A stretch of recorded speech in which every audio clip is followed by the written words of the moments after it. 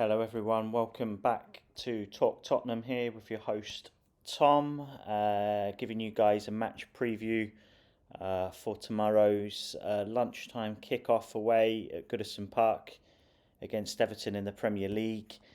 This is a big game for Spurs guys. We've got an opportunity, I think, in this game. I think to go, what would it be? Level on points, wouldn't it? With second and third, with City and Arsenal, and that would just cut the gap to 5 on Liverpool, who actually play Arsenal on Sunday. So, yeah, I think if Spurs can somehow get through tomorrow's game, there's a really good opportunity, I think, this weekend, guys, to close some points on some of those teams. Although it's not going to be easy. Everton away is not an easy place to go. Having said that, their form ever since we played them, to be honest, in at the Tottenham Hotspur Stadium, they were brilliant that day about a month or two ago. But since then, their form has tailed off. They don't seem to have been able to kind of recapture that form that they showed. And so I think this is an opportunity, guys. I really do, tomorrow for Spurs to take full advantage. And I think the problem with Everton playing them away is that their crowd will really be behind them, especially with the early kickoff. Everton, they're absolutely desperate for points, aren't they? Particularly seeing Luton beat Brighton 4-0 in the week. What a crazy result that was, by the way. So Everton are actually back in the relegation zone now. They're 18th. So they're going to be absolutely desperate to get something from tomorrow's game. I just feel that if we can frustrate the crowd and hopefully score the first goal in this game, I think it will go a long way to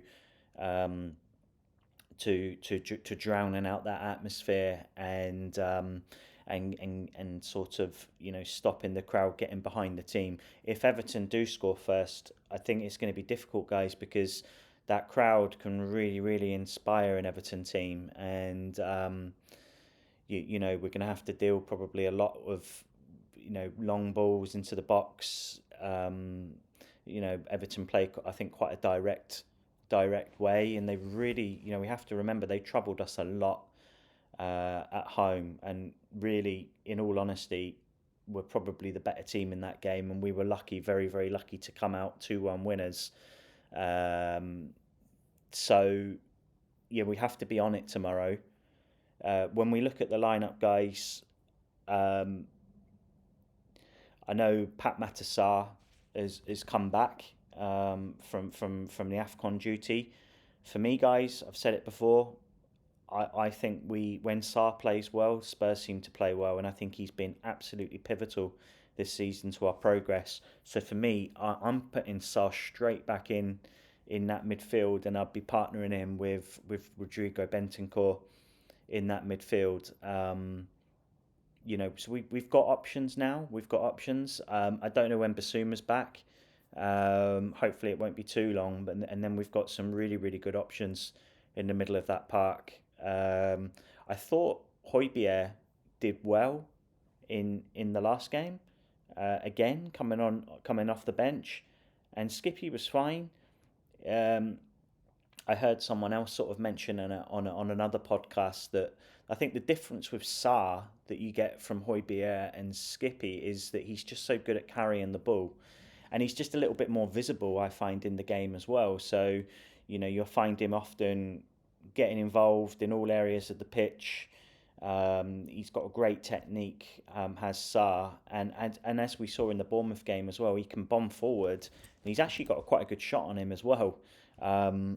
So I feel like if he's given license to get forwards, I think he's really good. And that was a lovely goal as well, by the way, that he scored against Bournemouth. Shot arrowed into the bottom of the net, which was really nice. So, to be honest, guys, after a really good second half against against Brentford. I nearly forgot who we played there in the last game. So many games at the moment. I I I wouldn't be changing too much in terms of personnel. So yeah, if we just sort of very quickly go through that through the team that I think will be going up to Goodison and starting. You're looking at Big Vic, Vicario starting in between the sticks, and then that back four, the tried and tested back four of Porro, Romero, Van der Ven, and Udogi. I don't know what you guys think, because for me it's just absolute brilliant to see that back five back together again. That gave us such a great foundation earlier on this season. Um, and it's just great. It really is. It's really, really great to have that solidity. So as I mentioned before, in front of them, I'd be putting Pat Matasar and Rodrigo Bentancur in that double pivot. For me, I think that's got a really nice balance. Really, really nice balance. We've got the craft of Bentancur and the energy of Sarr. I think can really, really work well in this game, and we're going to need it, because I'm really predicting a really, really high energy game, guys, tomorrow. And I think it could be back and forth, back and forth. You know what it's like at Goodison. It's the same every year. It's always a tough game. Everton, their work rate is really, really good, and I don't see it being any different tomorrow. So we're going to have to be on it really from the off. And then in front of them, I'd be putting obviously James Maddison in that advanced number 8 role, or number 10, however you see it, with either side of him, Kulu on the right, Werner on the left, and for me, obviously Richie up top. Son still isn't back from the Asian Cup, so for me, guys, there's a really, really nice blend in that midfield, and we're really, again, I've said it before, but we're starting to see, aren't we? Starting to see a team reminiscent of the first sort of 10 games that we're playing together. Who's missing from that earlier team? Well, obviously Basuma and Sonny, but once those guys have come back, I think everyone's back together again, and we can start to see that team that played in that first sort of 10 games of the season. I just also want to say as well, I was really, really pleased with Brennan Johnson's introduction off the bench earlier on in the week on Tuesday. I thought, that was really, really nice for him to see him getting on the score sheet, and I thought he was really, really good in that second half as well. There was some really nice touches. Obviously, we know that his pace is frightening, but I think there's going to be a lot more to come from Johnson in the next few years, and I feel like he's going to be a really, really good weapon for us, and I'm quite excited to see him coming off the bench maybe in the next few games, where he can maybe influence and impact the game that little bit more. I did also mention in the post match reaction, if you haven't watched that, do check that one out, guys. Timo Werner, I mean, guys, that guy is settled into life at Tottenham like a duck to water. Just so comfortable out there. Really, really good. A threat when he gets the ball. I want to see him take on his man a little bit more, but just for our second goal in the week, that pace was absolutely frightening, and it was just a delicious ball put back to the far post for Johnson's goal. So yeah, I mean, for me, Werner is played himself into the team at the moment. Just a little bit of transfer news, guys, as well. Late last night, Spurs actually made a sign-in sort of a couple of hours before the deadline. I'm going to actually just check out exactly what this guy's name is, because he's basically a Swedish wonder kid. Lucas someone.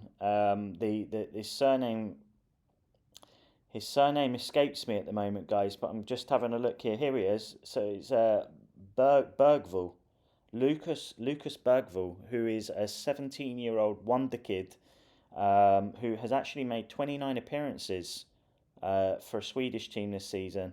I had a quick look at his YouTube compilation, and there were some really, really nice finishes in there, and you can tell He's got a real swagger about him. So this one was significant, guys, because we stole him under the noses of Barcelona, um, and this is the second time this has happened in this window. First of all, of course, we signed Dragusin, and got him ahead of Bayern Munich, and now Spurs have done it again, and a player has decided to join Ange's project rather than go into to some of these European powerhouses. So for me, this is brilliant. Obviously, he actually turns 18 on Friday, so I don't know when he'll actually join the club, whether or not he'll stay out in Sweden for another season. Spurs have tended to do that, haven't they, with signings with the likes of Sarr and Udogi, where they've stayed at their clubs and then joined Spurs the next season, or whether or not Spurs see him um, as an option, maybe to play in the first team next season. But just having a look here, just trying to actually just to sort of discover what the fee was, because I did see a report saying that it was going to be up to 17 million. The fee, that's a hell of a lot of money, isn't it? By the way, for an 18-year-old. Um, but yeah, so it's saying here that Barcelona had been willing to pay 6 million plus 2.5 million in add-ons to land him. So that suggests that they'd agreed a fee of about 8.5 million for Bergvall. So probably on that basis, I'd be surprised if Spurs have gone ahead with a £17 million bid. But if we've played anywhere between sort of 8.5 and 10, I think that's really, really good business for someone who, is going to join some other really, really exciting young players at Tottenham now. I also wanted to say Jamie Donnelly, when he came on against Brentford in those last few minutes, I thought he looked really, really bright. There was one moment where he received the ball, I think from a free kick, or it might have been from a throw on, and just absolutely just showed some really, really nice touches. He was kind of like backed in. He didn't really have anywhere to go, but he got himself out of a really, really nice situation. And then a few moments later made a tactical foul on one of the Brentford players and got a booking. But quite at the time, I remember thinking it was quite one of those sort of clever bookings to pick up. But yeah, Jamie Donnelly, I think is going to be a really exciting prospect, and he's been in absolutely electric form for the under-21s this season. I think he scored quite a lot of goals for them. So, you look at Bergvall coming in. You've got Jamie Donnelly, obviously Ashley Phillips, who apparently started off quite well at Plymouth. You've obviously got Alfie Dorrington, Alfie Devine. I'm probably missing a couple as well. Obviously, who's the player who's sorry guys, my memory's awful today, but I'm trying to think of a striker, an Irish striker, or he's played for the Irish first team. What's his name? Let me know in the comments, guys, who I'm thinking of. It's on the tip of my tongue, but I can't remember exactly his name. But the point is, guys, is that Spurs have a really good nucleus, I think, of young players at their disposal. So the next few years looks really, really bright for us. Santiago as well has made the bench a few times as well. So, guys, the future's looking good.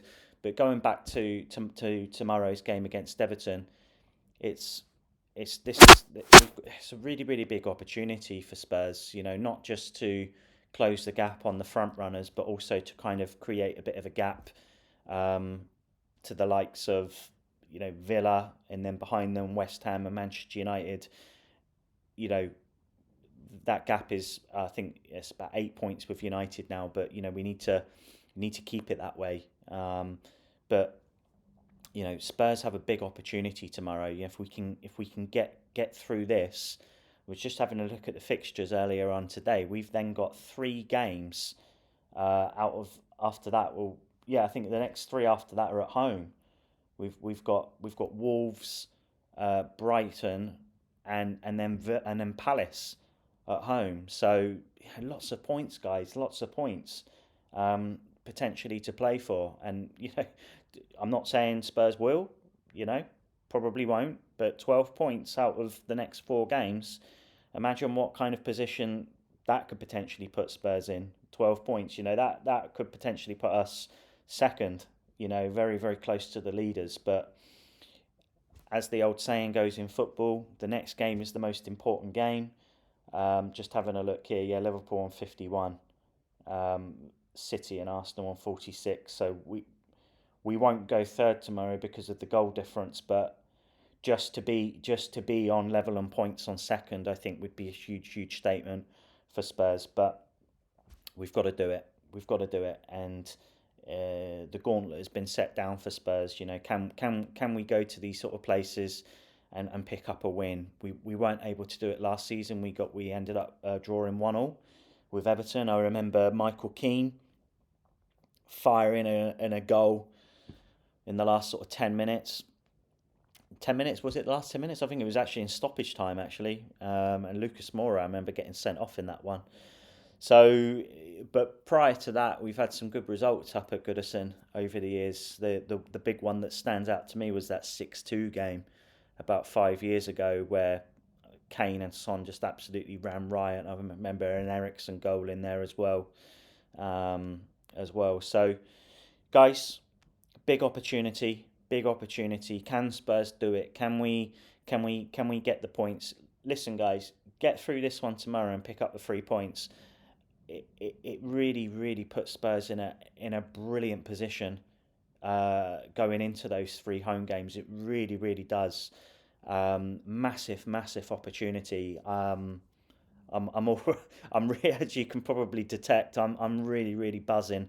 I'm excited about this one, guys. It's a big chance to and a win tomorrow. I think it would be a statement win. I really do, because as bad, well, as obviously the league position for Everton is obviously it's not really a true position, is it? Because they've actually won 8 games, but it's because of the points deduction. Now they would actually, if they had all of their points available, they would have 28 points. So actually, that would be putting them 12th ahead of Bournemouth. So they're actually a mid-table team, Everton, this season. So that's why I'm saying this isn't quite the game that we think it could be. If Spurs turn up and think, look, we a little bit of complacency comes in, we're gonna get beaten tomorrow, guys. Everton aren't an easy team at home, so we need to be on it right from the first whistle. We need to get into them. We need to get ourselves around the park, and obviously we need to be clinical when we get the chances. We're gonna get chances in this game. We know we can't be as poor as we were against City when we didn't create anything. We've got Madders back in the team now, guys. I'm signing off. Guys. But I hope you enjoyed this video. Would you be making any changes to the lineup tomorrow? What's your score prediction? Do you think Spurs can do it? Can we bag that away win? I think it would be a really big win to win tomorrow, guys. I really do. I really do. So very much looking forward to it. Let's hope Spurs can do it. And as always, come on, you Spurs.